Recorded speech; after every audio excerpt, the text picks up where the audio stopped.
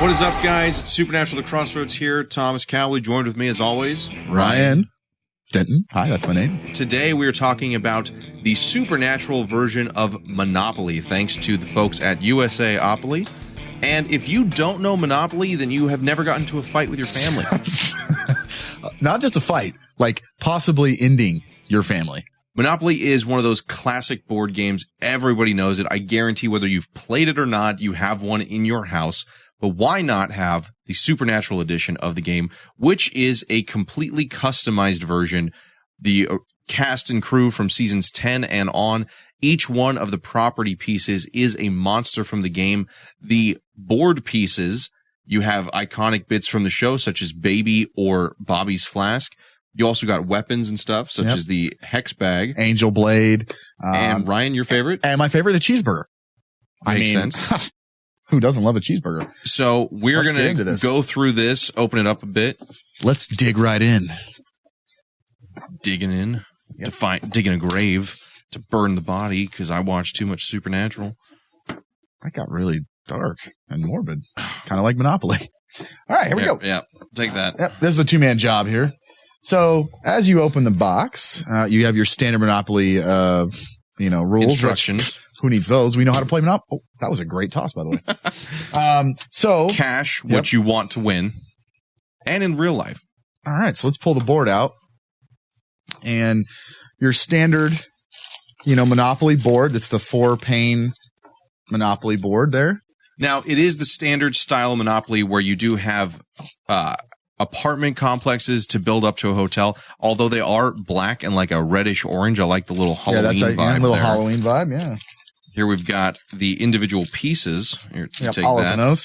So I'll talk about these a little bit. So like Thomas said, you have, as the board game falls, you've got Baby, which is pretty sweet. Cheeseburger, which is really weird to me, but an Angel Blade. Makes sense. It's Dean. Yeah. Angel Blade. You have the EMF transmitter. You have a Hex Bag. And you have Bobby's Flask. So these are really cool. Typically the pieces for Monopoly, you have the thimble and all the different ones. But honestly, these are really cool. And if I had to choose, it would either be between the Angel Blade or the cheeseburger. I don't know why. Oh, man, you got to go with Baby. Baby or Bobby's Flask. Those are going to be the prime ones that people are going after. Let's get real. I typically don't get first pick of pieces when I play Monopoly, so I will stick with the cheeseburger. Now, these are pretty cool. Like all Monopoly board games, they're actual metal. You can hit somebody with it. Yeah, you could probably stab someone with the Angel Blade.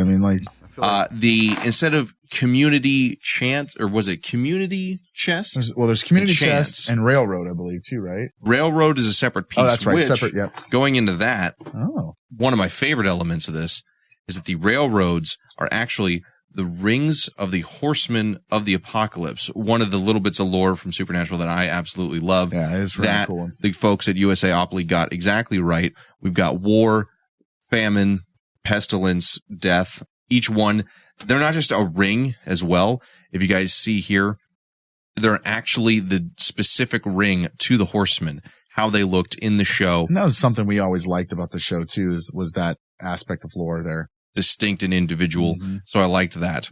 Very neat. But with the community chest and chance, now you have obviously pie. That's community. Everybody wants that. I'm assuming that's going to be the good cards. Because remember, community chest was good things that would happen to you. And chance was. Which kind of fits with the next card, which is the Men of Letters. Because as far as the story goes in the show, that's a mixed bag. It could go either way. Yeah, that one could be either or. Now, each one of these cards is nice card stock. It doesn't feel cheap or anything like that. They're well made. Oof. It's got stuff like, you need to save the world again. Get out of jail free. Nice. Sweet. Pulled the first card. So the one I just pulled is actually worse. It says, attempt to seal the gates of hell. Advance to Lucifer. Now that could be good. Depending on who owns Lucifer. Yeah. So these are really nice. The pie cards are pretty cool. It actually says pie, and then it has the anti-possession symbol as the dot on the eye, which is actually kind of cool.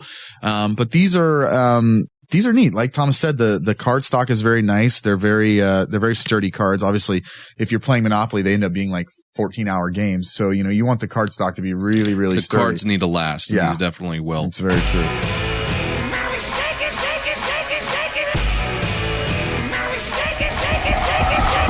Now, the key point to any themed Monopoly game, I think, as most fans would agree, is knowing which individual piece is represented by what. Now, in this version of the board game, we're just going to start at the bottom. We're going to work our way through. We've got the lowest end. We've got Ghoul and was that Changeling, which I've always agreed. I think that's a good choice. The Ghoul's a little bit of a silly character. We've always it was always kind of goofy and kind of over by the top. comparison to some of the others. Then we have Wraith. Oh, I can never pronounce this one right. Rakasha Shah, aka the evil clown from season 2, episode 2, one of my absolute favorite episodes. And then Shapeshifter. Ooh, that's a good one. Then over on the pink, we've got Witch. And here, is it Rowena? It's not Rowena. Oh, okay. I got excited. I thought it might be. We've got Witch. We've got Wendigo. And we've got Jinn. Ooh. Which, again, another favorite episode of mine. What is and what never should be. This is the bread and butter area. This is where you make all your money and make people cry. Right Pro here. Tip for Monopoly. Get the red and the orange. This corner right here and watch everyone else cry. Free parking? Nah. When you get out of there, you're host. Now, the orange, we've got Ghost, Werewolf, and Vampire. That's like your traditional monsters. Yeah. Your monster block, essentially. Then you got, in the red squares, you got Phoenix, Hellhound, and then one of the cool things we always liked was Dragon. So they did a really cool job there. Then it goes to, in the yellow, is Reaper. Not just any Reaper, Old Man Reaper. Oh, which was the first Reaper we ever see. I think you can charge rent for twice as much then. Yeah, it's a scary one. It's an assisted living home. Skinwalker, and then Leviathan. And then as we swing around, this is where it gets good. This is where Mike would like these squares. So you've got Eve. The ladies of hell. Yeah. Eve, Lilith, and Mike's personal favorite, Abaddon. Hey. Which, if you listen to the show, you know how much of a fan of he is. Then the two big baddies over on blue, we've got, of course, Azazel, Yellow Eyes, and the one and only, who also happens to be blue, Lucifer. And I think for me, whenever I play this now, I have to buy that. What stupid. One of the things I did like to point out with Azazel is he's holding the cult.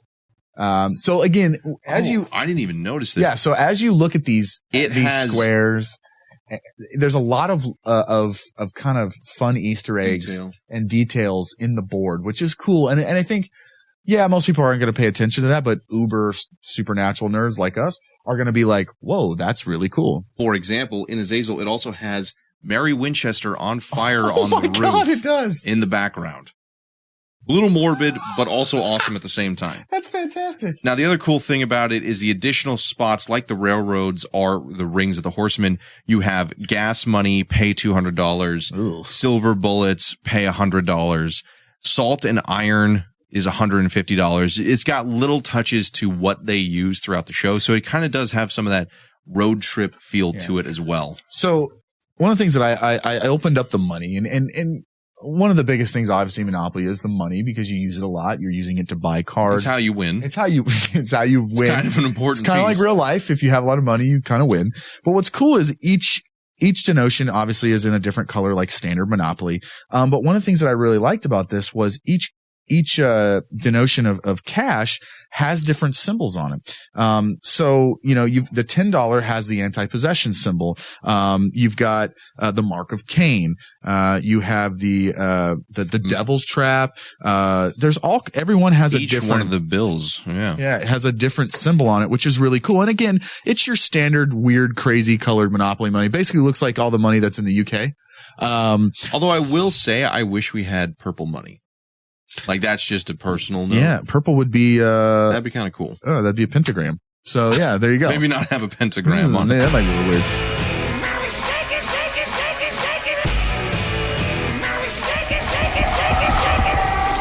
So now we're going to take a quick look at the cards for the individual properties here. We have all of them from Lucifer and Azazel Abaddon, Lilith. Each one of the properties has their own individual card, which has the same artwork on it from the actual board. It's not a different one or just a name. So they actually put the effort into this. And then I have the pie and the middle letter cards. So I think Thomas and I are going to trade off reading some of the cards and just give you guys a kind of an idea of what's on what them. some of this has. Yeah. So of course the railroads have been changed into the 4 rings from the Horsemen of the Apocalypse, which again, I'm a big fan of that.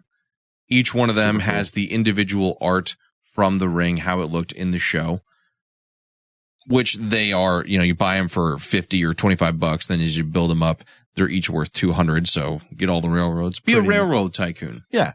So I've got the Men of Letters cards here. And, so I'm just going to read like 2 of them. One says, make a deal with the Crossroads Demon, collect $200. You may want to ask for more if you sell your soul. Yeah. $200 is kind of cheap, guys. Unless home rules. Oh, yeah, that's right. You find shelter in the Men of Letters bunker, advance to go, and collect $200. Nice. So that's pretty cool. So then we've got other little things like Salt and Iron.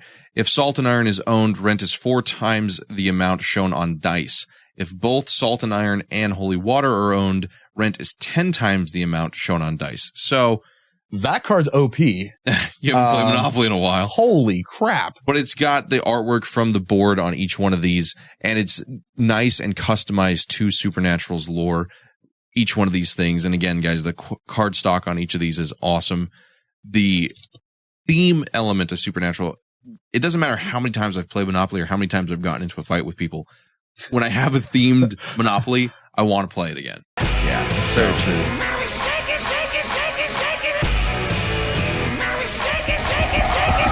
What I really like with these as well, Brian, is that all the art is original artwork. It's stylized based in a cool off way. of Supernatural's creatures and things like that.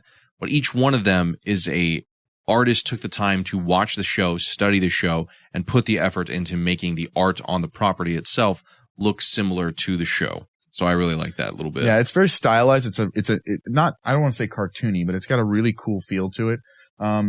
Which, I mean, when you're losing in Monopoly, it's nice to look at something. As well. Yeah, you might as well have something nice to look at. So that, guys, is Supernatural themed Monopoly. If you're interested in picking this up, you can pick it up over at your local board game toy shop, anywhere like that. It's also available at Hot Topic, Barnes & Noble, and Entertainment Earth. You can get the entire thing for the price of $39.95. And if you are a Supernatural fan, a board game fan, or a fan of Monopoly, you got to pick this up. It's a must-have. It's Monopoly. It's a must-have. If you don't have Monopoly in your house, what are you doing with your life? And if you don't have this Monopoly in your house, you don't really have Monopoly in your house. So make sure to pick that up this holiday season or anytime, birthday, or just because you want to because you're a fan. Thanks to the folks at USAopoly, and we will see you guys later.